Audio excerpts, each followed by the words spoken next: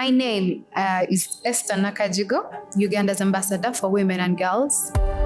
Esther Nakajigo was one of the most inspiring young women you will ever hear about. Her mother was an unwed teenage mother, and from that humble beginning, she learned the plight of unwed mothers, and she made it her mission in life to educate them. She worked with refugees, women who had been traumatized crossing the border from Somalia in the refugee camps in Uganda. She did a reality TV show. Instead of having a show where you bragged about how much money you had and how successful you were, it was a show designed to help unwed young girls like her mother had been. The Watson Institute in Boulder, Colorado is an accelerator program for entrepreneurs with ideas. That is what led her to not only come to the United States to learn and to grow, to have new connections, but she also fell in love. And they got married in the pandemic, so they couldn't have a honeymoon. And when they reopened the national parks, he said, why don't we take a weekend and go to the national parks?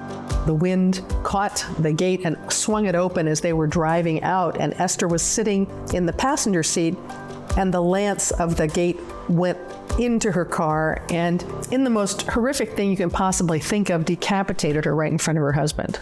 That gate, by the rules of the national park, must be padlocked to the receiving post, and it must be installed with the lane of traffic so that if it does swing open and you hit it, you just hit it back to the receiving post.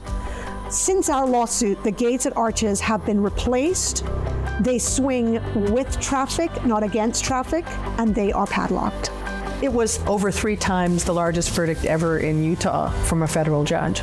She was truly one in a billion, not one in a million, one in a billion. She was the most incredible person that I have ever had the opportunity to represent. I think what made Essie remarkable and even magical is the fact that she loved life and she believed that she had a destiny.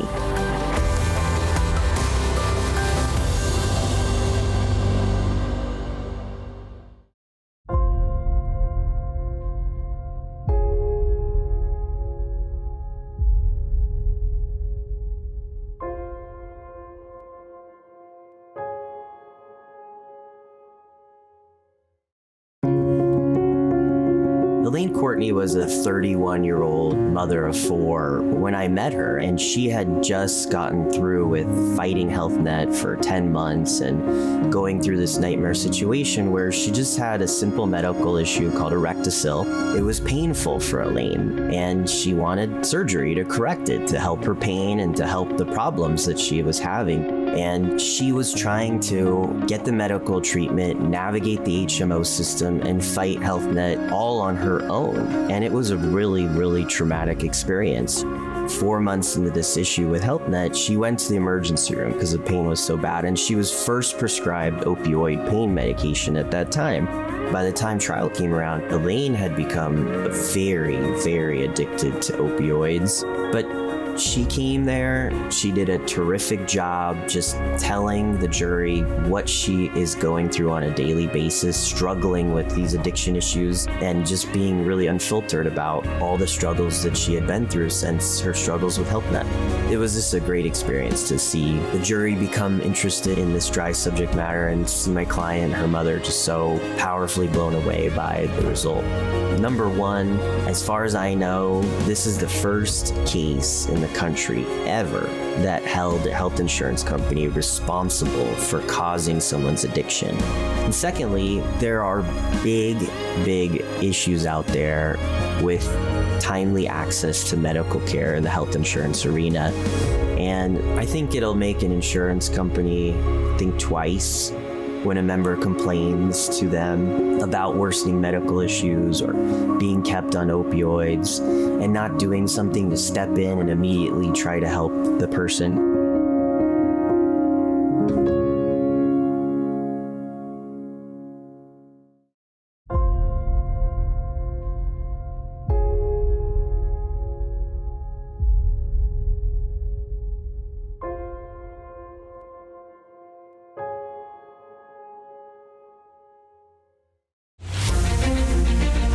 So this case is Martinez and Page versus Southern California Edison and Edison International. It's a retaliation case. Mr. Page was deathly afraid from day one of retaliation. And in fact, when he initially reported the harassment, he did so anonymously. And he even said he wasn't willing to be interviewed in the office.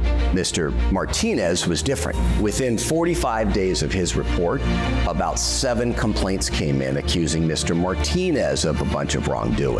We say the company used it as an excuse to fire him in retaliation, and that's what the jury found. And what the case really in the long run became primarily about was retaliation under California's Fair Employment and Housing Act. You know, Edison's position is, look, you raised this complaint, you were primarily focused on these 3 supervisors, we terminated the 3 supervisors. So Edison's point was the problem solved, we did the right thing. The folks who participated willingly in that were not fired, and they were upset that the games essentially had stopped because of Mr. Page and Mr. Martinez's complaint. As I was starting to give the closing argument on punitives that day, I will confess that it just felt like the numbers we were talking about and we were thinking of asking were probably not big enough. What was important to me is the press about this verdict after the fact. It wasn't jury gone wild. It wasn't runaway jury.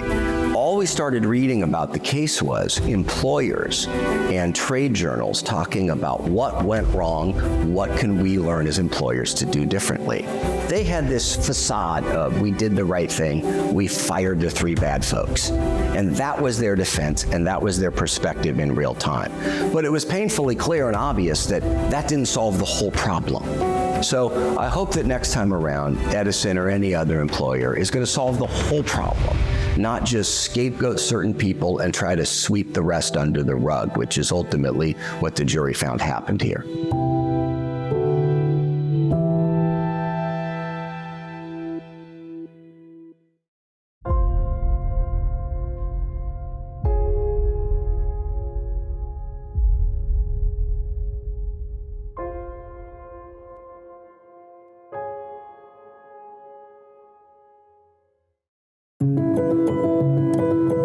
On the afternoon of Halloween Day 2019, this 13-year-old girl, 8th grade student at Mesa View Middle School, Adeline Carrasco, died from an asthma attack that she suffered on campus.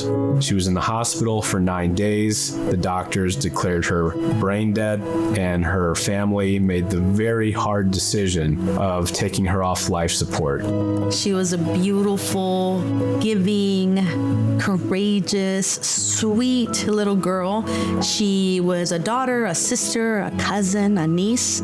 So this school district actually had protocols in place to help asthmatic students like Adeline in the event that they were having an asthma attack. The school on this particular day, unfortunately and tragically, didn't follow their own protocols. Adeline was an asthmatic child. Every year, as a parent of an asthmatic child, you have to fill in a form. You have to inform the school any medical conditions your child has. The school then transcribes that into your child's school record. As we started litigating the case, we start taking depositions, we start seeing this laundry list of failures. They were coming up with every excuse not to take responsibility, but the overwhelming evidence at the end of the day was that it was solely their fault for what happened to Adeline. The family insisted that non-monetary conditions be part of any agreement to settle the case, and that's what we were able to accomplish with the school district. They also dedicated a mural on campus in Adeline's loving memory. She loved butterflies, and so the school decided to put up a beautiful piece of artwork in Adeline's memory. I actually have a daughter that is the exact same age as Adeline, so as we're working on this case, I keep seeing my little girl, because as a parent, you drop them off and you expect to pick them up. The lasting impact of this settlement is that students with asthma are going to be safer at school now. That's the bottom line.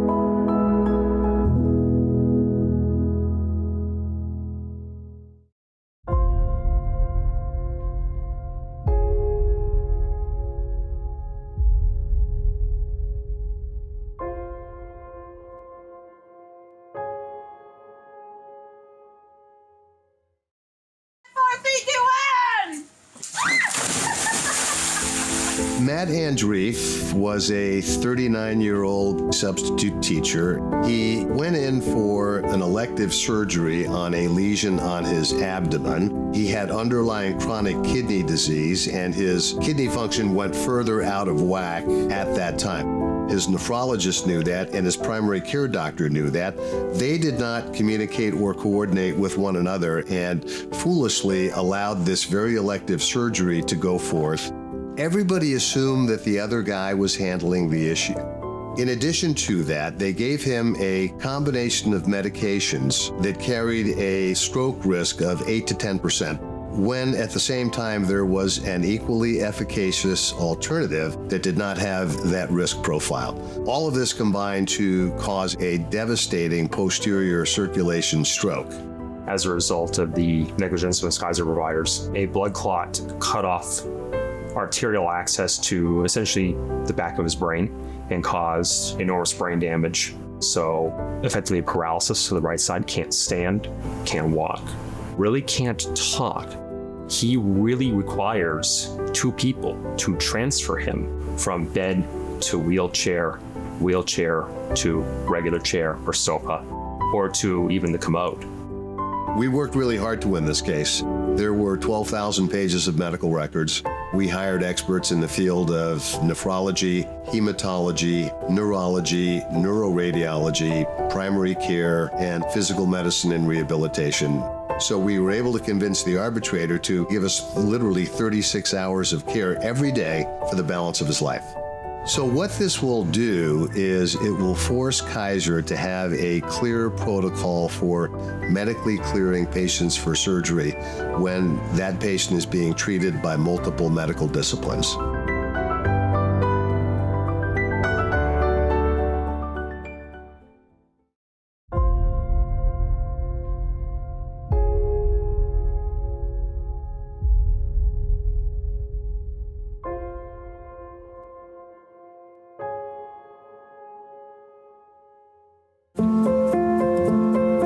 This was a case involving Alicia Ramirez, who developed mesothelioma at a relatively young age, and then she and her husband, Furman Ramirez, brought a personal injury lawsuit. She was using all kinds of Avon cosmetic products, which she purchased from Avon reps who would come to her house door to door selling these products, and she purchased them, assuming that, of course, it's a health product, it's perfectly safe, and she just used these basically throughout the entire course of her lifetime, and then subsequently came to learn that actually they contained asbestos, and as a result that she developed terminal cancer that ultimately did end her life, I believe, during the pendency of the appeal. And it was a battle we had been fighting as these corporate defendants were just bringing in their own representatives, their own mouthpieces to just come in and just try to just tell their own story when it wasn't the story of the person sitting in the chair, it was things they had been told or told to say. In this case, Avon's corporate representative, Lisa Gallo, had started her employment with Avon in 1994, but provided a declaration in support of Avon's summary judgment motion in which she described activities taking place at Avon in the 1970s.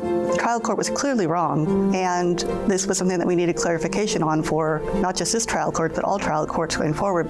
We were vindicated that we were correct, that all lay witnesses, whether they are corporate representatives or a product identification witness or a plaintiff, must have personal knowledge for their testimony to be admissible.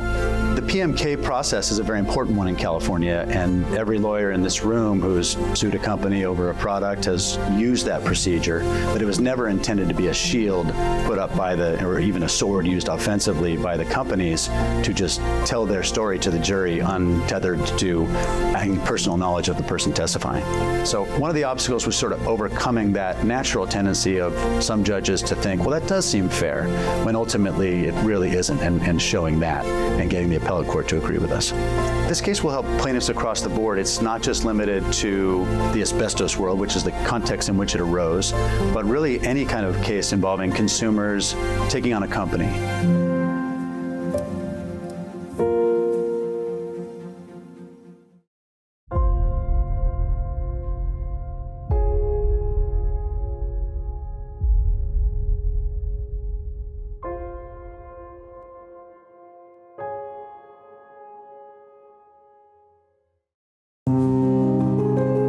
Today I'm going to to tell you about the case of Latrina Gray versus the Pasadena Unified School District. It's really a case that stands for the protection of disabled children and for protecting the rights of people who can't testify in trial. On the day of the incident, Latrina was playing out on a grass field with 3 other students who were also special needs kids. They were all around 11 years old. The assistant teacher was supposed to have been watching them, but because of what we contend to have been negligent supervision, the boys were able to drag her behind a building. One of them yelled out, "It's rape time," and then they proceeded to beat her up, pull down her pants. One of them engaged in digital penetration, another one engaged in sticking a large paper clip into her vagina, and it was a horrific attack. After the incident, Latrina began to have a significant deterioration of her psychological and mental conditions. She went from showing signs of improvement before the incident to showing extreme signs of breaking down, where eventually it led to her being placed into a mental institution where she would stay from the time she was 12 years old until she was 17 years old. One of the biggest challenges in this case was that we knew that she probably wasn't going to be able to testify. She was too psychologically disturbed. She couldn't testify about what happened to her. Because the plaintiff wasn't there to testify, we had to use the witnesses from the school. We had to use the police. We had to use the experts, her therapists. We had to use the doctors. And it was through a combination of all those witnesses that her story was able to come to life, even though she wasn't able to testify there in person. One of the things that I'm most proud of is that this case stands for the fact that negligence victims who are too psychologically harmed, who can't talk about what happened to them, and we know that they can't handle the pressures of cross-examination, that does not mean that their case does not have value. We can still proceed to trial, and we can still ask for the full value of their case, and the jury will still give them a significant verdict.